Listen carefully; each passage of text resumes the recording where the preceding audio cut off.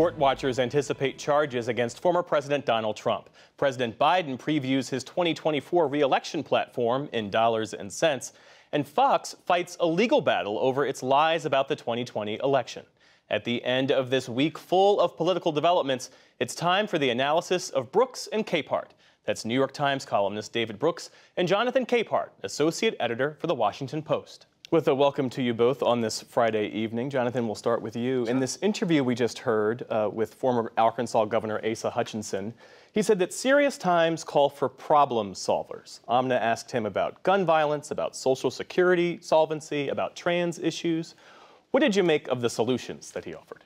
Well, let's start with crime, because that's the one that really piqued my interest, because he went immediately to violent crime in our inner cities. And it made me think of a study from Third Way, the Democratic-leaning think tank Third Way here in Washington, that put out a report last March, almost a year ago, March 2022, that showed that the top 10 homicide rates in the United States, 8 of the 10 states with the highest homicide rates per capita in 2020 were states that voted for Donald Trump. The number 9 state is Arkansas, with 10.3 murders per capita, the 9th most homicides in the country. And so my question for the governor would be, why is that so high in your state? What did you do when it came to that kind of crime? And especially if they were crimes that were committed with guns. What are you doing to be a part of the solution? When it comes to Social Security, that Nikki Haley proposal that Amna pointed out is an interesting idea, because it's not about the retirees who are raising the age. Raising the age, raising the retirement age. But for, if I heard Amna correctly, folks who are in their 20s now, I didn't hear a direct response to that. And I think that's going to be the challenge for the former governor. David, I want to get your reaction here. And as this Republican field fills out, you've got Chris Sununu, Asa Hutchinson weighing their options, Tim Scott potentially, former Vice President Mike Pence. Who is positioned to be the moderate, to use your phrase, normie Republican candidate moving forward? Yeah, this is a season where a lot of governors are reaching out to journalists, so I've spent a lot of time around governors all of a sudden. And my sense is that the Republicans have quite a strong, it's like a Major League Baseball organization with a great minor leagues and a pitcher who can't throw a pitch, and that pitcher is Donald Trump. But underneath, there's a lot of talent in the party. And when you talk to the governors, I'm talking about Governor Kemp of Georgia, Governor Sununu of New Hampshire, former Governor Ducey of Arizona, Governor Youngkin of Virginia, I think one of the things they point to is that people are moving to red states. If you look at where people are moving, they're moving out of blue states and into red states. And why is that? Well, their claim is that people like the quality of life. They like the tax structure, they like the schools. And so Florida, Georgia, Texas, just a lot of people are moving those places. And these governors are not focusing on some of the culture war issues, except for DeSantis. They're not going after Disney. They're not making trans the center of their trans issues, the center of whatever they want to do. They're talking about crimes, streets, schools, the normal things that governance is all about. And so I do think there is a lane for somebody who's going to focus on quality of life. And if I had to pick out one person right now, I would say Chris Sununu of New Hampshire. And that's mostly because he's just a warm, friendly, natural, good guy that people like. He won a very impressive re-elect victory up there in New Hampshire, a pretty mixed state. And somehow he leaps out to me in these early days as someone with just political skill. And so if there's going to be a normie or somebody who's going to focus on quality of life, somehow Governor Sununu seems to me at least a potential that person. Jonathan, Florida Governor Ron DeSantis has reportedly indicated to folks privately that he intends to run. He's in Iowa today, headed to Nevada tomorrow.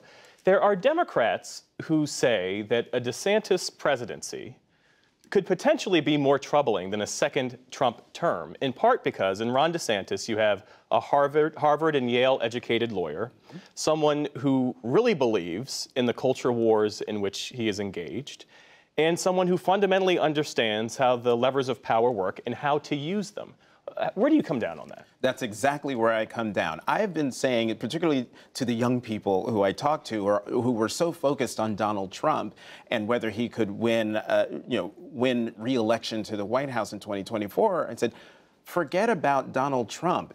Focus on the entire field because it is about Trumpism. And I was thinking specifically about Governor DeSantis because he is Trump, but Trump with the real Ivy League pedigree, who has been a governor, who knows how the levers of power work and knows how to work them. And also, let's not forget, the big red wave that everyone was talking about that was supposed to sweep Congress didn't happen federally, but it happened in Florida. And Governor DeSantis won by a big margin. And so we have to keep that in mind. That's what makes Governor DeSantis so dangerous. I noticed that David didn't mention him in when he was rattling off all the normies, and he didn't mention him because of what David mentioned, that Governor DeSantis is so focused on the culture wars.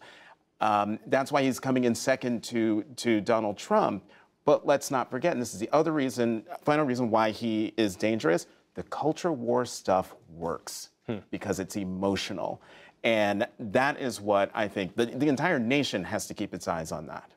The other big story this week was the New York Times first reporting that the Manhattan prosecutors have invited former President Donald Trump to appear before a grand jury investigating his alleged role in hush money payments and an alleged cover-up.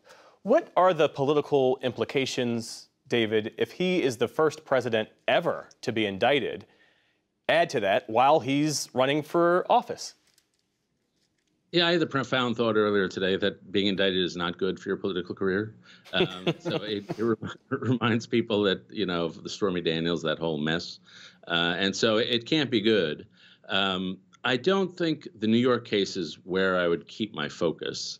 I just think to lift this hush money payment to the level of a felony strikes me, and from what I've read, strikes a lot of people as a bit of a stretch. To me, the Georgia case is the real case. Trying to corrupt an election process, that's something anybody can understand. And that strikes me as felony-like.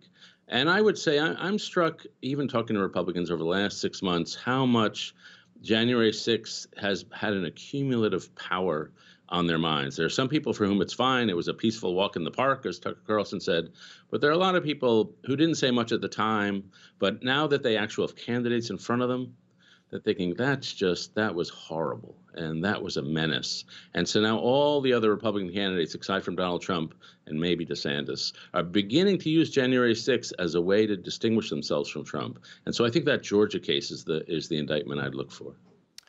How would an indictment, and again, we don't know that it's going to end in any charge, but how would that affect Donald Trump's standing? Because he is someone who has invested a lot of time and energy in sowing distrust about the institutions that seek to hold him to account. When he was at CPAC this past weekend, he told his supporters, "They're not coming after me, they're coming after you." That could have a rallying effect, could it not? Sure, it could have a rallying effect, and it would have, no impact on his standing, meaning he's not going to lose support. His supporters are there. They are his bedrock, 28, 30%.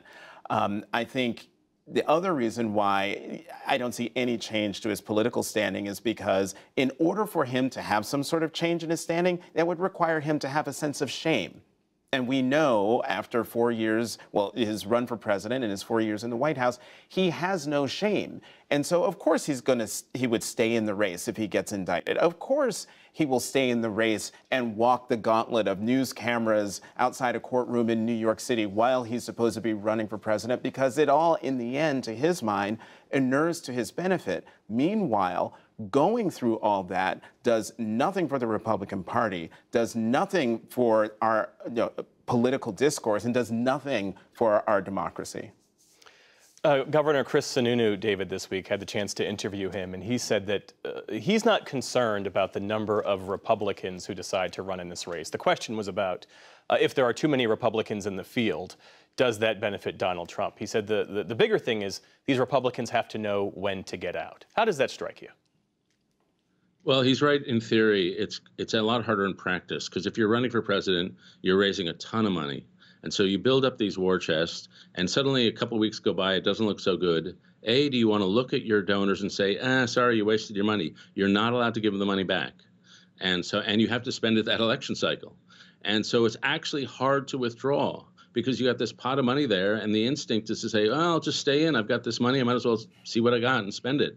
And so since it's structurally hard to get out for this fundraising reason I've described, a lot of them are going to face the temptation to stay in longer than they should.